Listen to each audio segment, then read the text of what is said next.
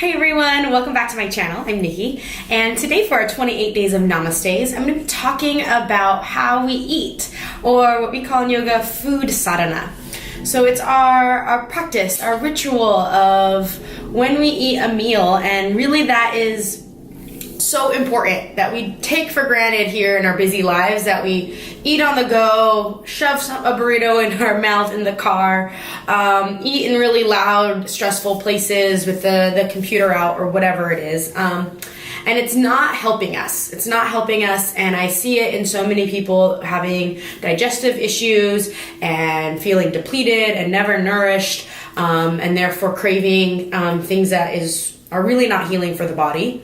And really, we can avoid a lot of that by just paying attention to what we're doing as we put food in our mouths. So in Ayurveda, as much as they go into detail and in depth of what we should be eating and keeping a sattvic diet, very clean and very clear, being the most beneficial. So in yoga, that could be vegetarian diet, including lots of spices in the food, ginger and turmeric, cumin, coriander, to flavor the food. Ghee is a big part of eating in the Ayurvedic lifestyle. So as much as all of that stuff is for sure important, don't get me wrong, make that a priority to put into your body something that will heal it and keep you healthy. But in Ayurveda, they say that it's not so much what you eat, but it's how you eat it. Let me say that again. It's not what you eat, but how you eat it.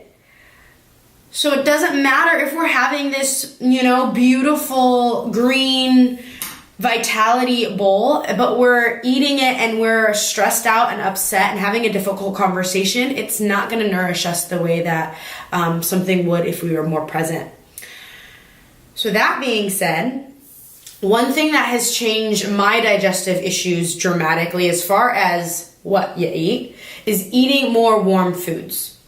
So cutting out the smoothies and the smoothie bowls. That was something that I really enjoyed, especially living in warm Bali. But once I had an Ayurvedic consultation with Brad Hay at the practice, he said one thing that I could adjust would be to take out all of those cold things. Really, they just put out the digestive fire that we need to really digest our food. So if you can, try to limit eating the cold foods. So right now I have a nice warm bowl of vegan ramen, which is lovely. But really, it's not going to nourish me, even though it can be quite nourishing ingredients, if I'm distracted. So from here on out, yogis, what I really want you to do for the rest of this challenge, and hopefully this will stick, even if it becomes one meal a day that you do this, and it can't happen every time, but to let go of all your distractions so that you sit down to eat your food, not in a car, not standing over the counter or the sink, but to sit down. Have your food with a place without distraction. So turning off the TV. Put away your phone, your laptop. Stop trying to multitask. It's really just distracting the body from focusing on digestion and doing it well. So start now eating without that. They even say in Ayurveda we should technically be eating without talking to somebody else. So if that's not feasible, you sit down and eat dinner with your family, which is lovely. Just keep the conversation positive and light rather than getting into big topics, and save that for after your meal so that we can, again, just be present. And when you are present and aware of your food, you'll also taste it better. You'll notice the flavors, and you'll notice when you start to feel full. You'll be aware of that, and it won't just be mindless eating, and overeating is what typically happens when we are not present with our meal. So that's number one, is to take away distractions, to sit down to eat, and as much as you can to either eat alone or limit talking or limit it to positive conversation.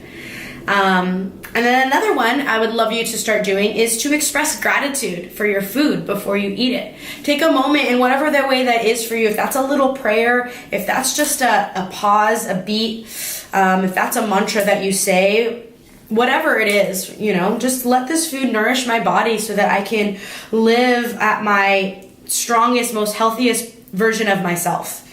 Bless all of the hands that prepared it.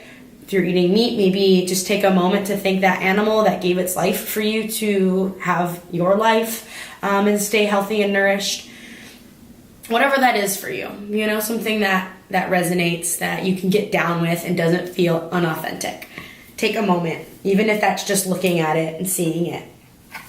And then when you eat your food, just to make sure that you're chewing it, chew it up, get it all at the same consistency, swallow your food, just be aware of it. Notice its wonderful flavor and how good it is in the mouth and swallowing it, and just take that time to smell it and use all of your senses to really let the food nourish you to its highest potential. So that's really what I want you guys to take away from today. Starting from here on out, begin to be conscious with what you're eating and eat it mindfully with presence, without distraction, with love, with gratitude for the meal that you get to have. And let me know if that helps. If that helps if you had digestive issues, and then you could really feel a bit more healed from your food, which is what it should be doing, is helping you heal. That being said, I think that's all that I have for today. If you have questions, let me know, and just continue to really sit down and eat with more awareness and presence for your beautiful meal that's in front of you. All right, you guys, bon appetit, and I will see you tomorrow.